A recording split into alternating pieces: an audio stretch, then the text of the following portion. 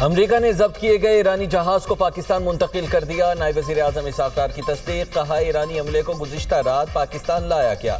عملے کو آج ایرانی حکام کے حوالے کیا جائے گا۔ ایرانی جہاز کو مرمت کے بعد پاکستانی سمندری حدود سے واپس بھیجا جائے گا۔ عملے اور جہاز کی واپسی ایران اور امریکہ کے تعاون سے ممکن ہوئی۔ اسحاق ڈار نے اس پیش رفت کو اعتماد سازی کا مثبت مثال قرار دے دی۔ کہا اقدام خطے میں اعتماد سازی کے لیے اہم پیش رفت ہے۔ پاکستان ایسے اعتماد سازی کے اقدامات کا خیر مقدم کرتا ہے۔ خطے میں امن کے لیے سفارتکاری کو فروغ دیتے رہیں گے۔ امن کے لیے ثالثی جاری رکھیں گے۔ بحری جہاز توسکا کو ناکہ بندی توڑنے پر 19 اپریل کو امریکی فوج نے قبضے میں لیا تھا۔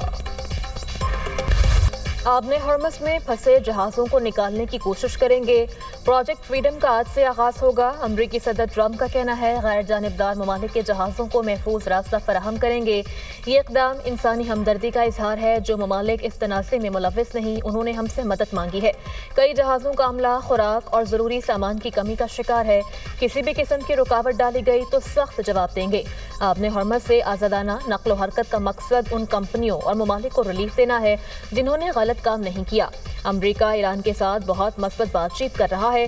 ایران سے بات چیت کا یہ عمل سب کے لیے انتہائی مثبت ثابت ہو سکتا ہے۔ امریکی فوج کا آج سے آبِ ہرمز بحالی منصوبہ شروع کرنے کا اعلان۔ کہا آبِ ہرمز میں آج سے جہاز رانی کی بحالی کے لیے آپریشن شروع کریں گے۔ امریکی صدر کی طرف سے ہدایت کردہ مشن آزادانہ نقل و حمل کے خواہش مند تجارتی جہازوں کی مدد کرے گا۔ جنگ کے خاتمے کے لیے سفارتی عمل میں سست روی کا ذمہ دار امریکہ ہے۔ واشنگٹن کو اپنے مطالبات سے دستبرداری میں دشواری کا سامنا ہے۔ ترجمان ایرانی وزارت خارجہ اسماعیل بقائی کا بیان۔ کہا ایران اس وقت صرف جنگ کے خاتمے پر بات کر رہا ہے، کوئی اور معاملہ زیر بحث نہیں۔ ماضی میں امریکہ نے مذاکرات کے دوران براہ راست جارحیت کی۔ یہ رویہ واضح طور پر سفارتکاری کے خلاف ہے۔ کسی رکن کو اوپیک سے منفی رد عمل کے تحت نکالنا کسی کے مفاد میں نہیں۔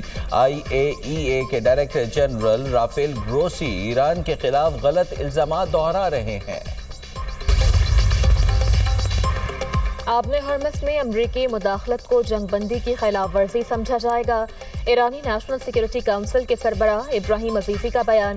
کہا آبِ ہرمز خلیج فارس کو ٹرمپ کے بیانات سے نہیں چلایا جا سکتا۔ اس معاملے میں بیان بازی کی کوئی گنجائش نہیں۔ الزام تراشی پر مبنی بیانیہ کوئی تسلیم نہیں کرے گا۔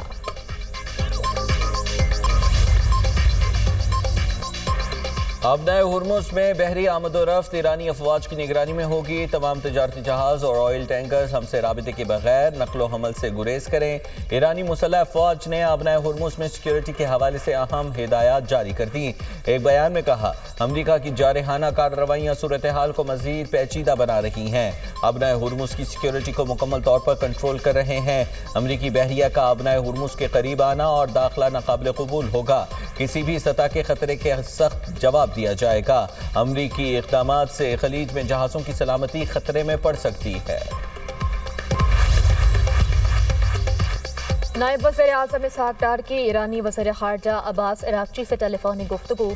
دونوں رہنماؤں نے خطے میں امن کے لیے پاکستان کی سفارتی کوششوں پر بات کی۔ ترجمان دفتر خارجہ کے مطابق ایرانی وزیر خارجہ نے پاکستان کے کردار اور مخلصانہ ثالثی کی کوششوں کو سراہا۔ اسحاق ڈار کا تعمیری روابط کے فروغ کے لیے پاکستان کے عزم کا اعادہ۔ نائب وزیر اعظم نے کہا مسائل کے حل اور دیرپا امن کے لیے سفارتکاری ہی واحد راستہ ہے۔ نائب وزیر اعظم اسحاق ڈار سے ناروے کے نائب وزیر خارجہ کی ملاقات۔ خطے کی بدلتی ہوئی صورتحال پر تبادلہ خیال۔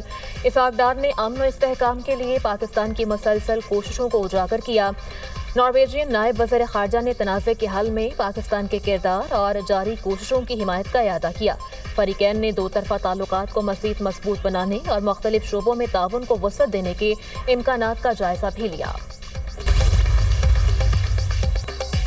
امریکہ نے پاکستان کے ذریعے ایران کے 14 نکاتی منصوبے کا جواب دے دیا۔ ایرانی وزارت خارجہ کے ترجمان اسماعیل بقائی کی تصدیق۔ کہتے ہیں ایران اب امریکی جواب کا جائزہ لے رہا ہے۔ ایران کا 14 نکاتی منصوبہ خاص طور پر جنگ کے خاتمے سے جڑا ہے۔ ایرانی نکات کے تحت اس مرحلے میں جوہری مذاکرات شامل نہیں۔ ایران کی 30 دن میں جنگ کے مکمل خاتمے کی تجویز۔ تہران کے امن منصوبے کی مزید تفصیلات منظر عام پر آ گئیں۔ الجزیرہ کے مطابق ایران کا امن منصوبہ 3 مراحل پر مشتمل ہے۔ آبِ ہرمز کو کھولنا اور ناکہ بندی کا خاتمہ پہلا مرحلہ ہوگا۔ समंदरी बारूदी सुरंगों को हटाने की जिम्मेदारी भी ईरान संभालेगा। इसराइल समेत तमाम फरीकैन की जानिब से हमले न करने की जमानत शामिल। दूसरे मरहले में ईरान यूरेनियम अफजूदगी 3.6% की सतह पर लाएगा। ईरान के जौहरी ढांचे को ख़त्म या तनसीबात को तबाह न करने की जमानत शामिल। ईरान के मुंजमद असासे मुकर्ररा मुद्दत के बाद मरहलावार बहाल होंगे। तीसरे मरहले में ईरान की अरब और हमसाया ममालिक के साथ स्ट्रेटेजिक मुज़ाकरात शुरू करने की तजवीज़ दी गई है। बातचीत के जरिए मशरिक़ वस्ता पर मुश्तमिल एक मुश्तरका सिक्योरिटी निज़ाम कायम करने की तजवीज़ भी शामिल। अमेरिका अपनी अफवाज और तैयारा बरदार जहाज़ों के कब्रिस्तान के लिए तैयार है। मुशीर ईरानी सुप्रीम लीडर मोहसिन रज़ाई का अमेरिका को सख्त इंतबाह। कहा, अमेरिका दुनिया का वाहिद बहरी क़ज़ाक़ है जिसके पास तैयारा बरदार जहाज़ है। ईरान के पास इन क़ज़ाक़ों को लगाम डालने की भरपूर ताकत है। अपने बहरी बेड़ों और फ़ौज की तबाही के लिए तैयार हो जाओ। अमेरिका को इस्फहान में गिरने वाले अपने तैयारों का मलबा याद रखना चाहिए। पासदारान इनकलाब का कहना है वाशिंगटन के पास फैसलों की गुंजाइश खत्म हो चुकी। ट्रंप अब नामुमकिन फौजी मुहिम जोई या तल्ख डील में से किसी एक का इंतखाब करें। फैसले के लिए वक्त तेजी से गुजर रहा है।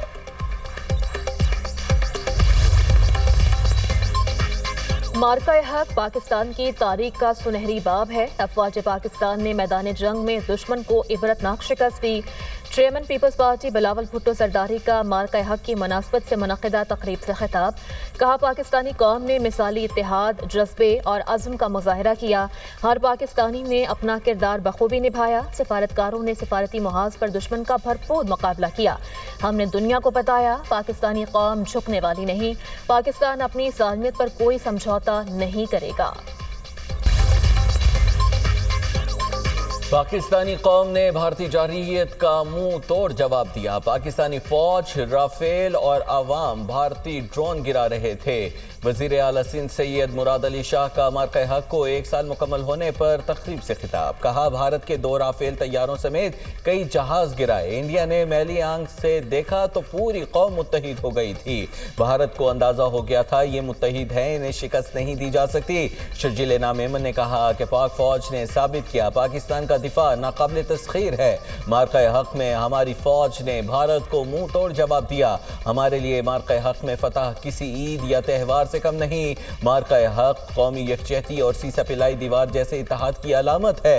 नई नस्ल ने सिर्फ जंगों का सुना था, पहली बार बराह रास्त मुशाहिदा भी किया। किसी मुल्क में हिम्मत नहीं पाकिस्तान की तरफ मैली आंख से देखे। सिंध में हीट वेव, मुख्तलिफ इलाके शदीद गर्मी की लपेट में। कराची में सूरज का पारा हाई, टेम्परेचर 43 डिग्री तक पहुंच गया। बलोचिस्तान के जनूबी इजला में मौसम शदीद गर्म रहेगा। योब, मूसाखेल, बारखान में चंद मकामात पर बारिश का इम्कान। लाहौर समेत पंजाब के दीगर इजला में भी आज बादल बरसने की पेशगोई। रावलपिंडी, इस्लामाबाद के मुख्तलिफ इलाकों में बारिश और यालाबारी, मौसम खुशगवार। NDMA का आइंदा 12 से 24 घंटे के दौरान बारिश और यालाबारी का अलर्ट जारी। पंजाब, KP, आज़ाद कश्मीर और गिलगित के इलाकों में बारिश और यालाबारी का इम्कान है। बढ़ते टेम्परेचर के बायस ग्लेशियर्स और बर्फ पिघलने से ग्लेशियाई झील फटने, सैलाबी रैलों और लैंडस्लाइडिंग का भी खदशा।